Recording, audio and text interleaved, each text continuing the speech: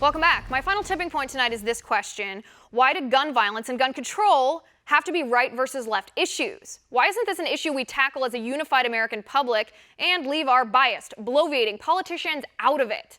65 people were killed last month in Chicago. That makes July 2016 the deadliest month of July for Chicago in 10 years. What a record. This is not a record to be proud of. The city of Chicago should be ashamed of it. The state should stop shielding their own eyes and pretending people aren't dying.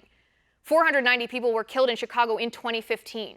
So far this year, the first 7 months of 2016, the homicide total is nearly 400.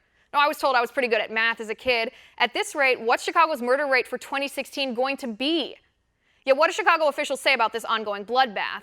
Police Superintendent Eddie Johnson said, "Don't worry, the 65 July murders are fewer than the 72 murders that happened in June." Well, gosh, Mr. Johnson, I know that makes me feel better. No, it doesn't.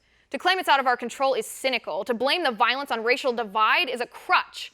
To point the finger of blame at the guns themselves is ignorant. That's what liberals do. We can't even get a Roomba vacuum to operate properly, let alone a gun that gets up, walks itself out of the gun shop, hunts down gang members, and commits murder all by itself.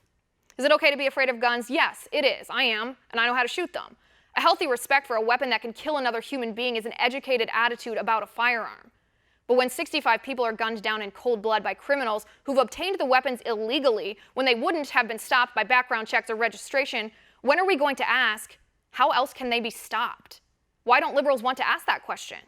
I chatted on Twitter yesterday with a woman who's a self-identified liberal. She says she doesn't personally think every person should own a firearm, but she gets my points about why it's our choice. This doesn't have to be a right or a left issue. It's a dead or alive issue.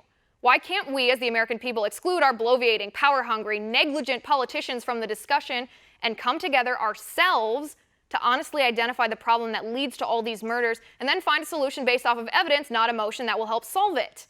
I know we can do it. And that's my final point tonight. Reach me on Twitter at Liz_Wheeler. And if you liked the show, please send me an email at oann.com/contact. And be sure to catch Tipping Point again tomorrow at 10 p.m. Eastern. And have a good night.